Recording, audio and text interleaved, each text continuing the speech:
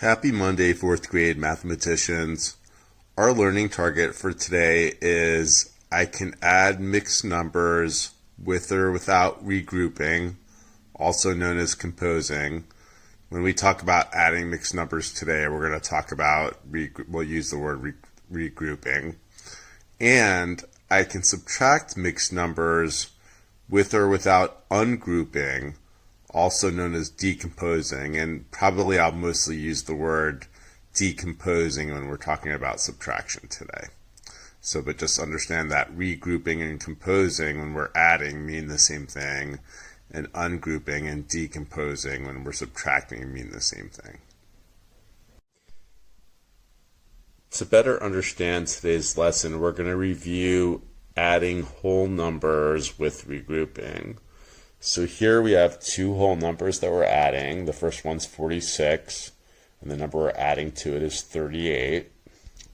Notice the 46 is in purple and the 38 is in blue, and that's just going to be so that you can easily see how I showed this on a place value chart.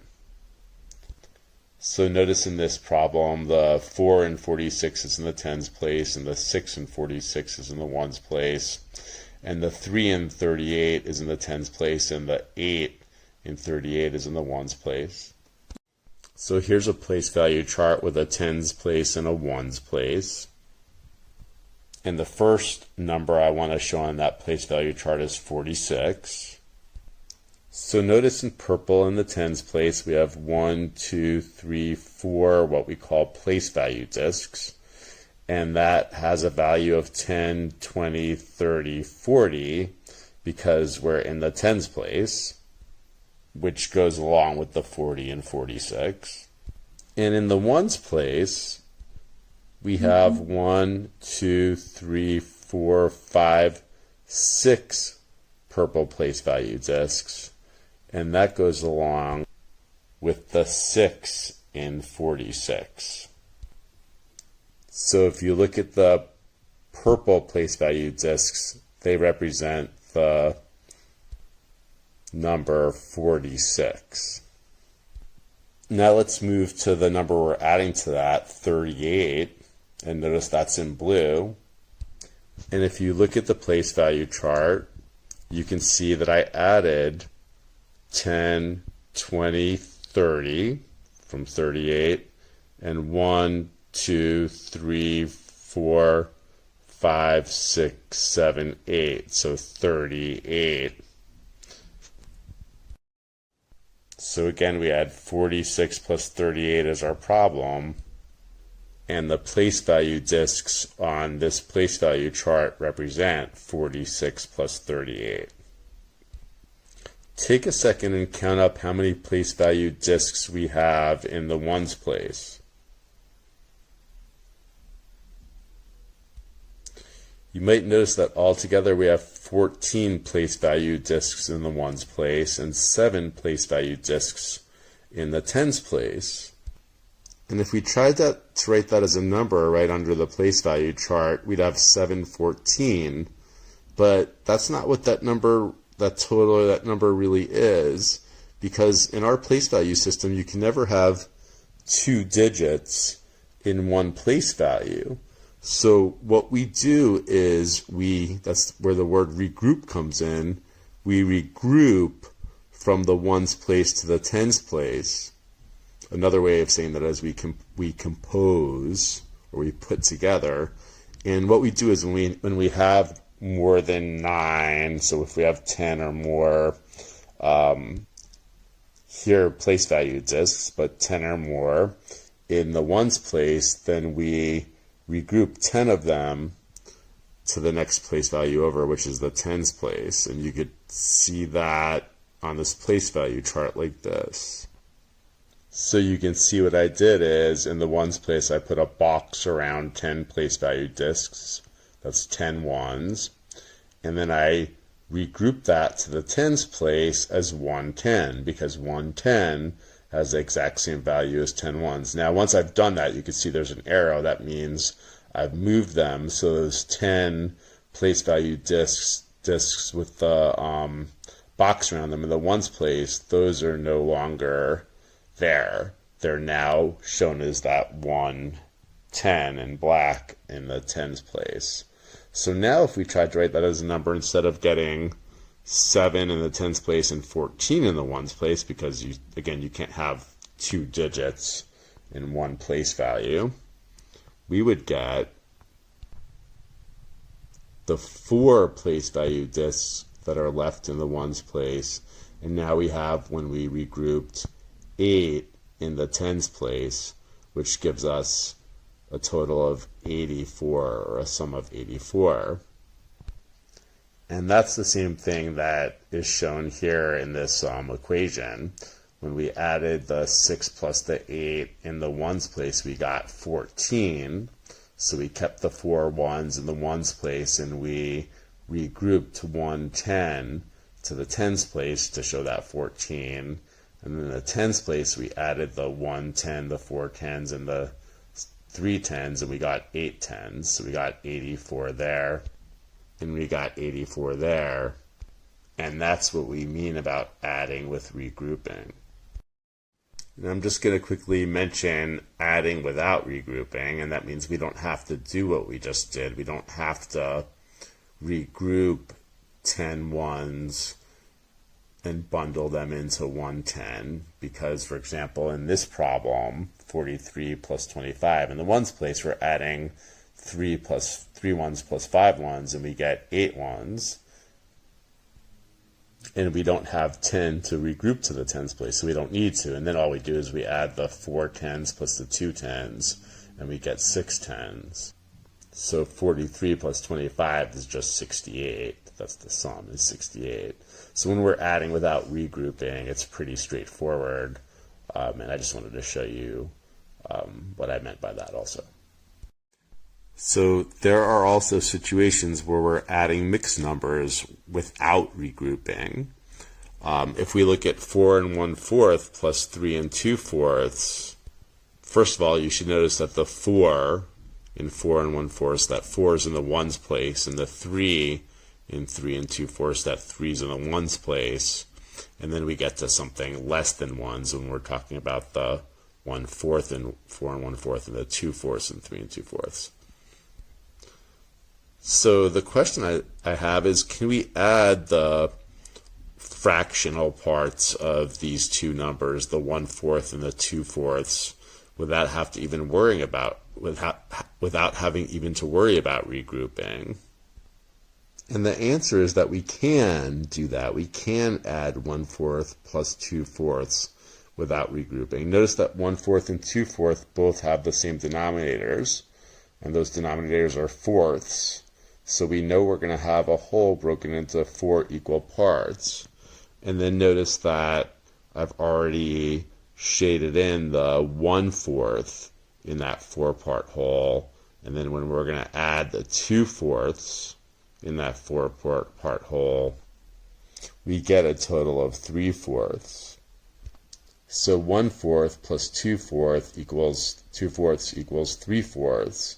And so notice when you have the same denominator, like in 1/4 and 2/4, and you add them, the denominator stays the same, because here, for example, the 4-part whole still stays a four-part whole, and you just add the numerators, the 1 and the 2, and you get 1 plus 2 is 3, so you get 3/4. Just add the 1/4 plus the 2/4, and you get 3/4. The denominator doesn't change.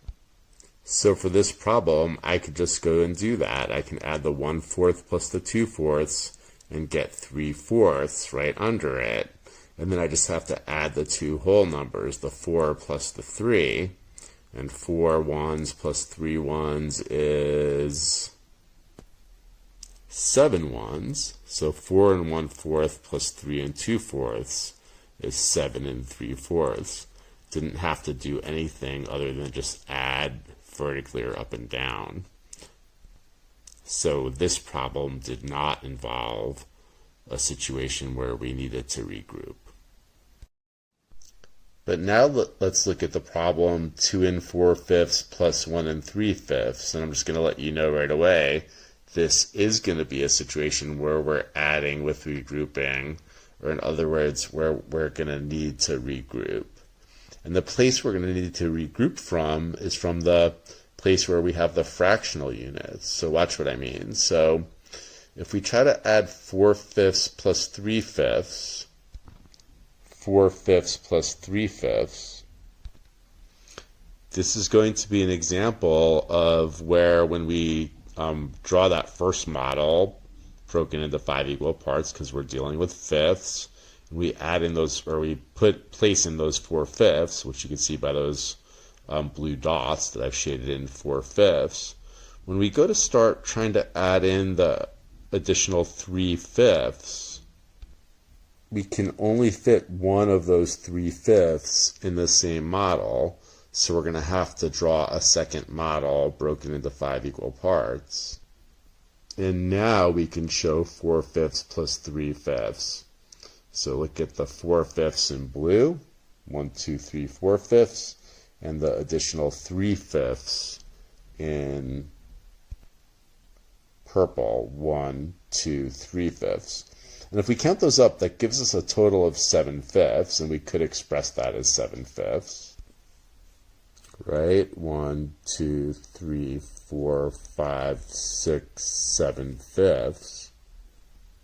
But we can also express it as 1 and 2/5, right? We have 1 whole here, and then 2 more fifths here, so 1 plus 2/5, which is the same thing as saying 1 and 2/5. So 4/5 plus 3/5 equals 7/5, or we could also express it as an equivalent mixed number, 1 and 2/5. 4/5 plus 3/5 equals 1 and 2/5. And when we look at the fractional part of both of these mixed numbers, that's what we were adding, 4/5 plus 3/5. And we just said that 4/5 plus 3/5 equals 1 and 2/5. So we can write the 2/5 from 1 and 2/5 under the fractional part of those mixed numbers, and then regroup the 1 in 1 and 2/5 to the ones place. So you can kind of see the 1 and 2/5. And now we can go ahead and add the numbers in the ones, the digits in the ones place. So we have the 1, 1 from 1 and 2/5. We have the 2 1s from 2 and 4/5, and the additional 1, 1 from 1 and 3/5. And 1 plus 2 plus 1 is 4 and 2/5. Now, if we had just added those two mixed numbers together, 2 and 4/5 plus 1 and 3/5 without regrouping, it would have looked like this on the right-hand side. It would have looked like 3 and 7/5. And actually, 4 and 2/5 and 3 and 7/5 are the same thing, so it's not technically incorrect or wrong. But what I do want you to notice is when we get 3 and 7/5, in that 7/5, we have 1 whole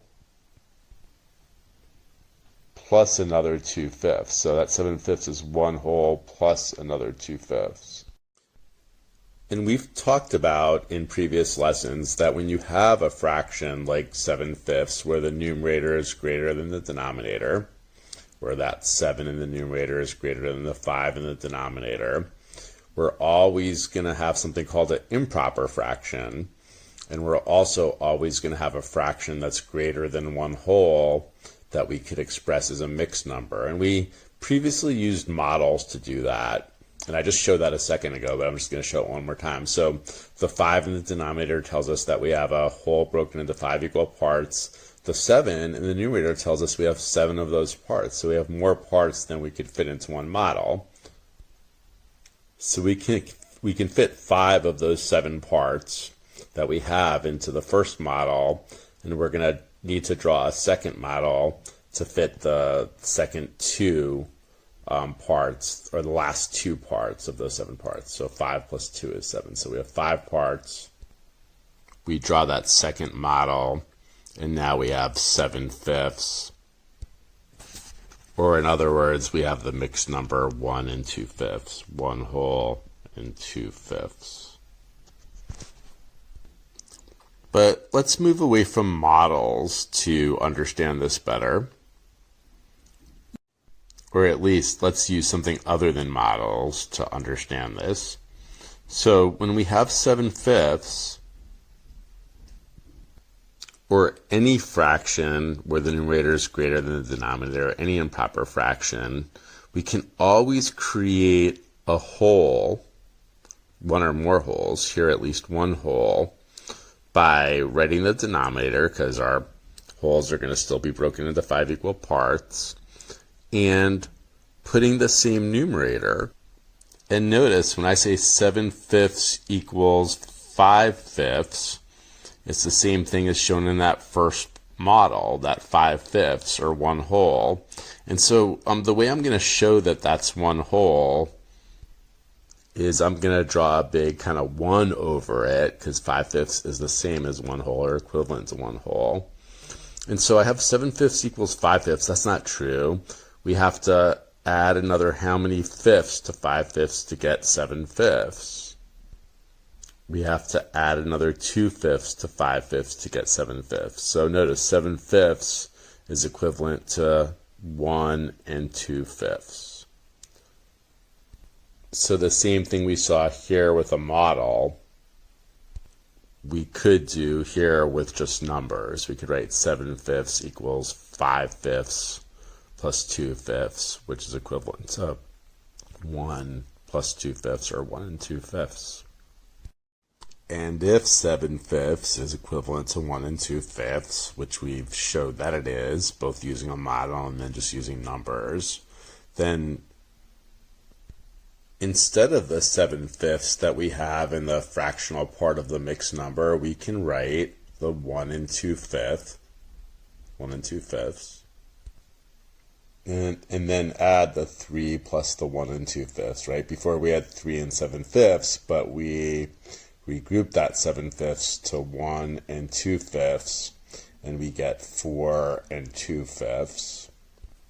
3 plus 1 and 2/5 equals 4 and 2/5, which is the same thing that we got when we regrouped on the left-hand side there.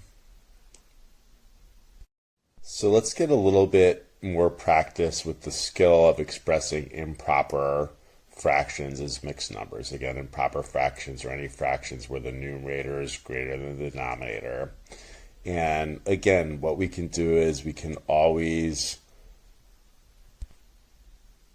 express an improper fraction as a mixed number.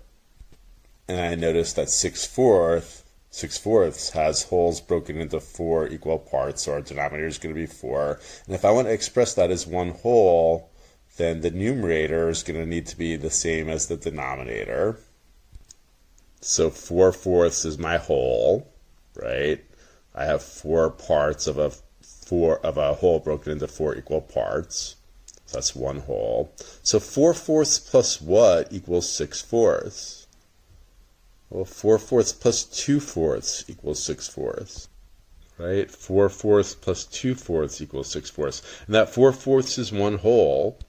So I could draw my version of a number 1 over the 4/4 to show it's one whole. So 6/4 equals 1 and 2/4. So 6/4 equals 4/4 plus 2/4. 4/4 is one whole. So 6/4 equals one whole plus 2/4, or 1 and 2/4. So hopefully you're starting to see the pattern there. The improper fraction 9/5 is going to equal how many fifths to make one whole? 5/5, plus how many more fifths to make that 9/5, right? 5/5 plus what is 9/5? 5/5 plus 4/5 equals 9/5. So in other words, 9/5 equals 1 plus 4/5, or 1 and 4/5. So let's get a little more practice expressing improper fractions, fractions where the numerator is greater than the denominator, is mixed numbers. I want you to go ahead and try to use the same strategy to express 4/3 as a mixed number, and try to use the same strategy that we just showed to express 8/6 as a mixed number. So go ahead, pause the video and try it.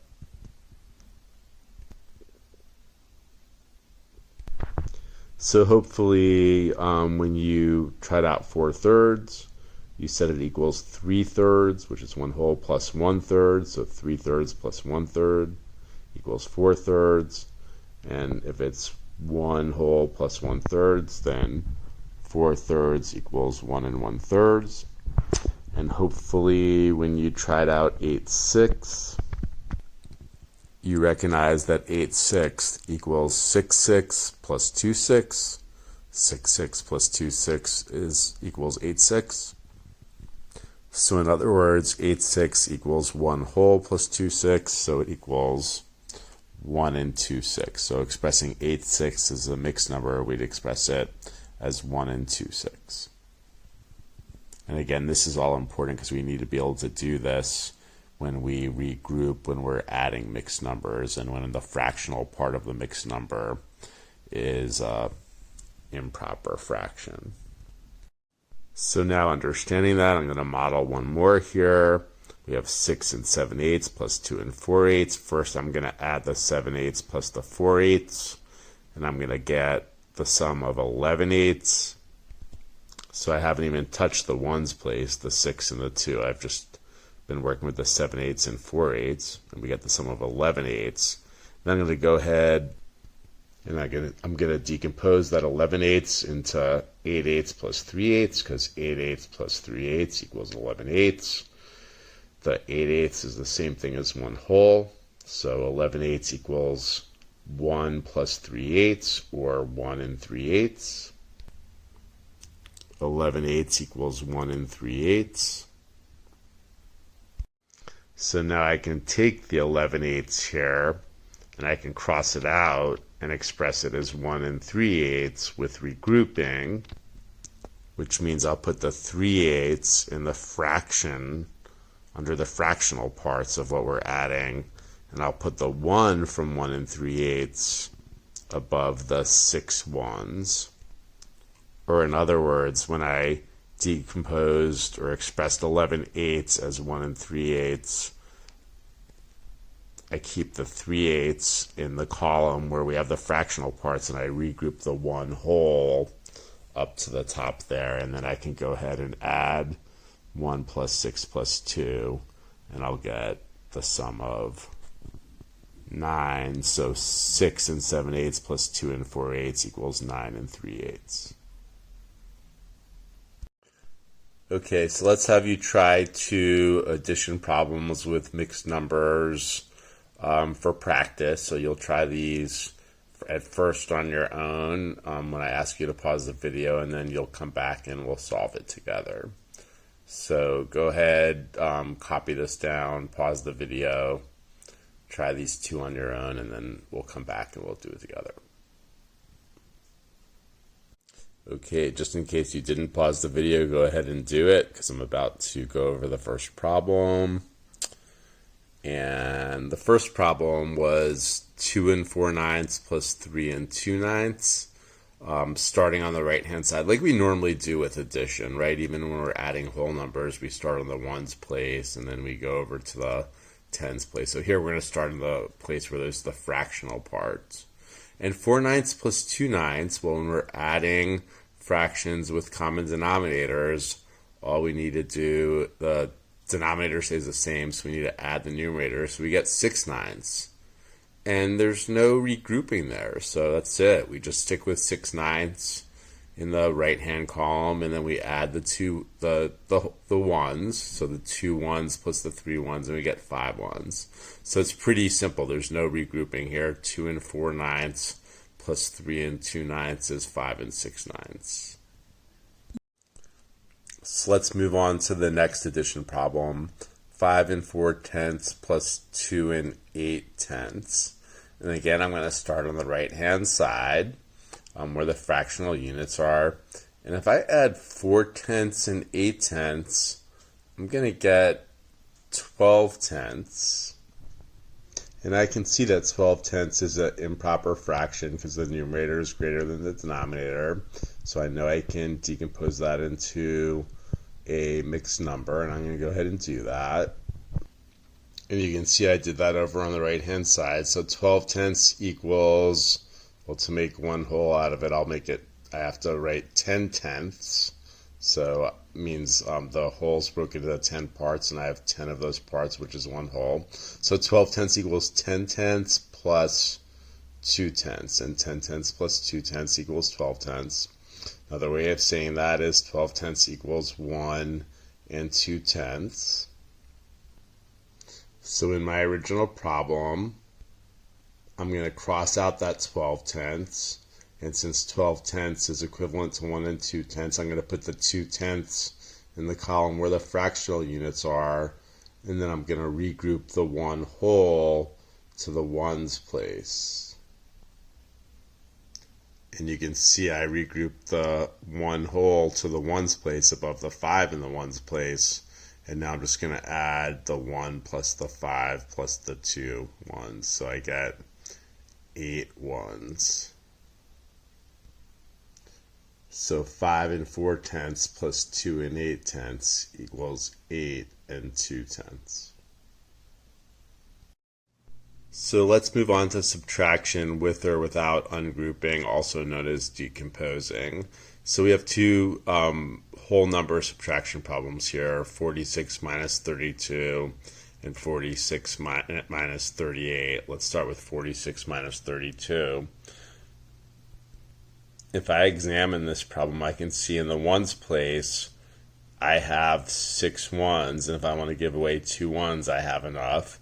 And in the tens place, I have 4 tens, and if I want to give away 3 tens, I have enough. So this is just straight down subtraction. We're not going to need to ungroup or decompose from the tens place. We're just going to subtract from the ones, subtract from the tens. And the difference, which means the answer to a subtraction problem for that one, is 14. So that's pretty simple. That's without ungrouping or decomposing. But when I look at 46 minus 38, well, I see in the tens place, if I have 4 tens, I can give 3 tens away. But in the ones place, if I have 6 ones, I can't give 8 ones away. For example, if I had 6 cats, I can't give 8 cats away, right? So I need something more in the ones place. And so I'm going to need to ungroup or decompose from the tens place to do that. And you should be familiar with the way we do that. What we do is we take 110 from the tens place, and we're going to ungroup or decompose that into 10 ones in the ones place, and add those 10 ones to the 6 ones. And 10 plus 6 is 16. And now we have enough in both place values to subtract. So I'm going to subtract 16 minus 8, and I get 8 in the ones place. And in the tens place, if I have 3 dogs and I want to give 3 dogs away, I can do that, right? I'll have none left. So 3 minus 3 is 0. In whole numbers, you don't put the 0 there. So if there's nothing there, it's the same thing as writing a 0, but you don't write the 0. So 46 minus 38 is 8, and that's an example of subtraction with ungrouping or decomposing. So just like with whole numbers, with mixed numbers, we can have subtraction with or without ungrouping or decomposing. So if we look here, in the ones place, we have 4 ones. We want to give away 2 ones. Like we have 4 bicycles. We want to give away 2 bicycles. We have enough. In the column with the fractional units, we have 3/4, and we want to give away 2/4. And do we have enough? If we have 3/4 of a cup of water, we want to drink 2/4 of it. Do we have enough to be able to drink that much? Well, of course we do. If we have 3/4 and we want to subtract 2/4, we can do that. We're left with the difference of 1/4. So 3/4 minus 2/4 equals 1/4. And this rule's just the same as when we were adding fractions. If we subtract fractions and they have common denominators, the denominator doesn't change, right? When we took 2/4 away from 3/4, we were still dealing with a 4-part whole, so the denominator was 4, or still is 4. So the denominator stays the same. So when we do 3/4 minus 2/4, we still have fourths in our answer in the difference, which is an answer to our subtraction problem. And we just subtract the numerators. So 3 minus 2 is 1. So 3/4 minus 2/4 equals 1/4. So like I said, if you look at the column with the fractional units, 3/4 minus 2/4 equals 1/4. We had enough. We didn't have to ungroup or decompose. And 4 minus 2 is 2. So 4 3/4 minus 2 2/4 equals 2 1/4. So now let's look at this subtraction problem. I notice in the ones place, if I have 4 ones and I want to give away 2 ones, I can. But in the column to the right of that, where we have the fractional units, if I have 1/4 and I want to subtract or take away 3/4, I can't do that, right? I don't have enough. If I have 1/4, I can't cross out 3/4. I don't have enough to give away. So I'm going to need to ungroup or decompose from the ones place, just like I would in subtraction with whole numbers. So I am going to take 1 1 from the ones place. So when I take away that 1 1, instead of starting with 4 ones, I'll have 3 ones. And I am going to decompose that 1 whole that I took away into 4/4. And the reason I know that I'm going to choose 4/4 is because the denominators we're dealing with here in the fractional parts of our mixed number are fourths.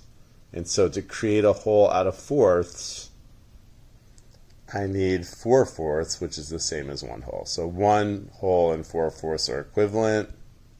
I took 1 whole from the ones place, leaving me with 3 wholes. And now I'm going to take that 1 whole, or 4/4, and add it to the column where I have my fractional units. I'll add it to the 1/4. So we're going to add 4/4 plus 1/4. And that gives us 5/4, right? 1/4 plus 4/4 equals 5/4. And now I have enough to subtract in each column. So in the column with the fractional units on the right, 5/4 minus 3/4 equals 2/4. And 3 minus 2 in the ones place equals 1. So our original mixed numbers we started with, 4 1/4 minus 2 3/4 equals 1 2/4. And we just ended up expressing 4 1/4 as 3 5/4. And so 3 5/4 minus 2 3/4 also equals 1 2/4. And because it's helpful often to repeat something more than once and also to see it in a slightly different way, let's look at the same problem, 4 1/4 minus 2 3/4.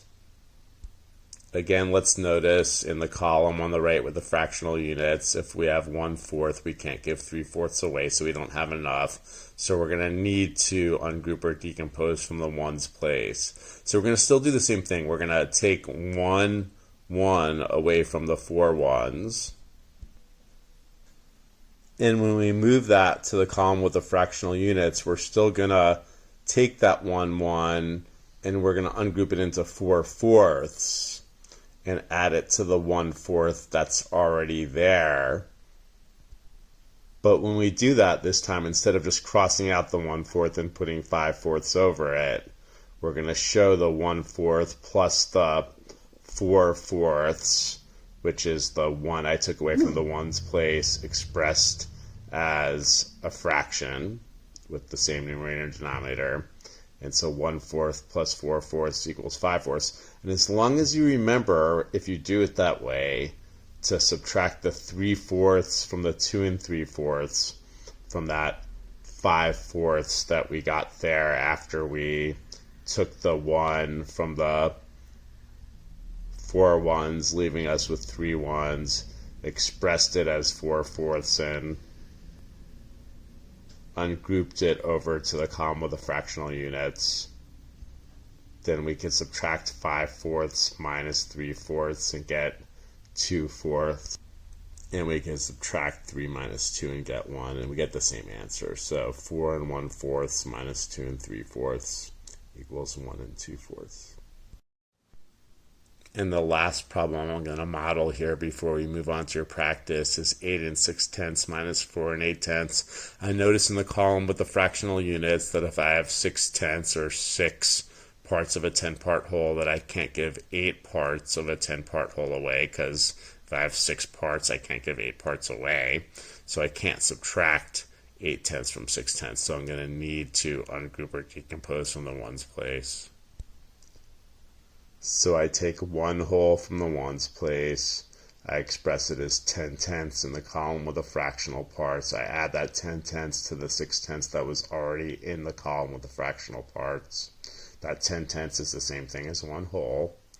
And when I add 6/10 plus 10/10, I get 16/10 in the column with the fractional units. And now I can subtract 8/10 from 16/10, or in other words, 16/10 minus 8/10.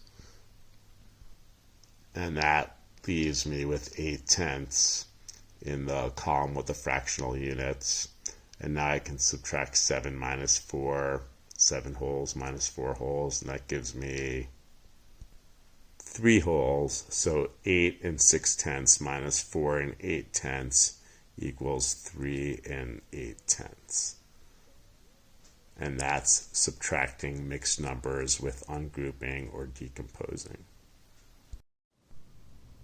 So I'm going to go ahead and model 2 more subtraction problems with ungrouping or decomposing, and then we're going to move on to a few where you practice and then come back and check it against my work, and then we'll move on to our exit tickets for adding and subtracting mixed numbers. So the problem we have here is 5 1/5 minus 3 4/5. One thing I notice is in the column with the fractional units on the right, if I have 1/5 or 1 part of a 5-part whole, I can't give away 4/5 or 4 parts of a 5-part whole. So I'm going to need to ungroup or decompose from the ones place. So from the ones place, I took 1 whole away from the 5 holes, leaving me with 4 holes. And you can see with that little dotted line I just showed, I moved that 1 whole that I took away from the ones place into the column with the fractional units. I expressed it as 5/5 because anytime you have the same numerator and denominator, it's the same thing as 1 whole.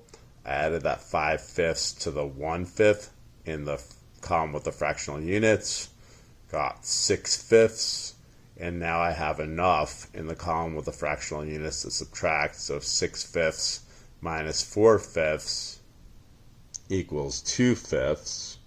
And then in the ones place, I had 4 ones left, subtracting 3 ones. So 4 minus 3 is 1. So 5 1/5 minus 3 4/5 equals 1 2/5.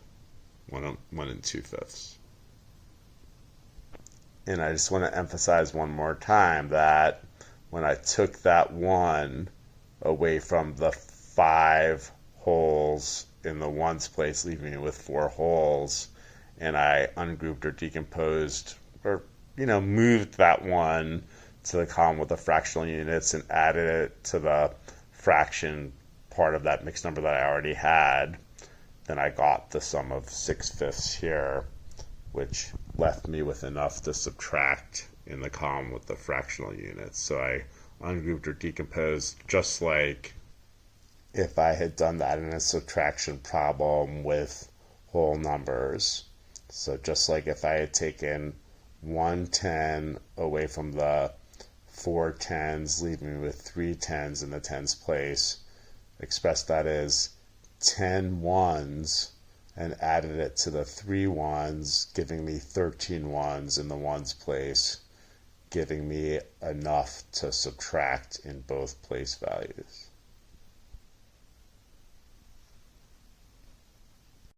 Okay, so for your practice problems, which I'll come back and solve after you try them on your own, I'd like you to try these 3 problems. Here are the first 2. 4 and 4/5 minus 1 and 2/5. Then the next one, 4 and 1/5 minus 1 and 4/5. And the third one, 6 and 2/12 minus 2 and 11/12. So go ahead, pause the video, and then we'll come back and I'll show you how I solved them and see if it matches up with how you solve them. So for the first practice problem, it was pretty straightforward. We had 4/5 in the column with the fractional units. We can subtract 2/5 from 4/5 because we have enough, and we get 2/5. So 4/5 minus 2/5 equals 2/5. And then in the ones place, 4 minus 1 is 3. So 4 and 4/5 minus 1 and 2/5 equals 3 and 2/5.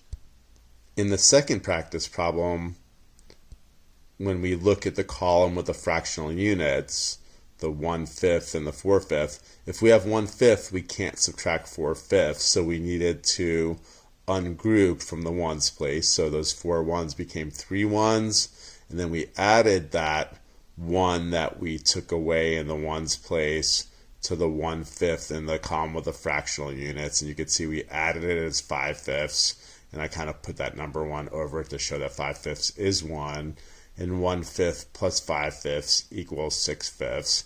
Now we can subtract 4/5 from 6/5, or in other words 6/5 minus 4/5, and we get 2/5 in the column with the fractional units, and we can subtract 3 minus 1 and we get 2 in the ones place. So 4 and 1/5 minus 1 and 4/5 equals 2 and 2/5.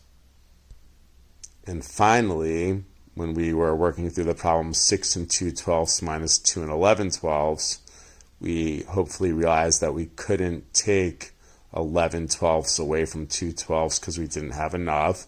So we ungrouped from the ones place. We took 1 from the ones place, so we had 6 ones. That leaves us with 5 ones, and we took the 1 from the ones place, moved it over to the column with the fractional units, so added it to the column with the fractional units. We added it as 12/12 because that's the same thing as 1 whole, and here the denominators are 12, so 2/12 plus 12/12 equals 14/12, and now we have enough in the column with the fractional units to subtract, so 14/12 minus 11/12 equals 3/12, and 5 ones that we still had minus 2 ones equals 3 ones, so 6 and 2/12 minus 2 and 11/12 equals 3 and 3/12. Okay, let's move on to your exit ticket problems. Make sure you notice when we're adding and subtracting. So problem number 1 is 2 and 6/10 plus 1 and 3/10. Problem number 2 is 2 and 8/10 minus 1 and 7/10. Problem number 3 is 3 and 5/6 plus 4 and 4/6. Problem number 4 is 6 and 1/6 minus 2 and 4/6. Problem number 5 is 8 and 4/11 plus 4 and 9/11. And problem number 6 is 7 and 3/11 minus 4 and 9/11. Remember to try your hardest on these. If you need help, you can rewatch the video, which is the first thing you should do, is to watch it over again as many times as you need to until it makes sense. And after that, if you still need help, don't forget we have office hours on Tuesdays at 1 o'clock. also Thursdays at 1 o'clock, but for this one, you'd probably come to the Tuesday at 1 o'clock. And you're also welcome to ask your parent or guardian to contact me to schedule a meeting outside of those times, so the Tuesday and Thursday office hours at 1 o'clock. Take a picture of your work and send it to your teacher. So our learning target for today was I can add mixed numbers with or without regrouping, also known as composing, and I can subtract mixed numbers with or without ungrouping, also known as decomposing.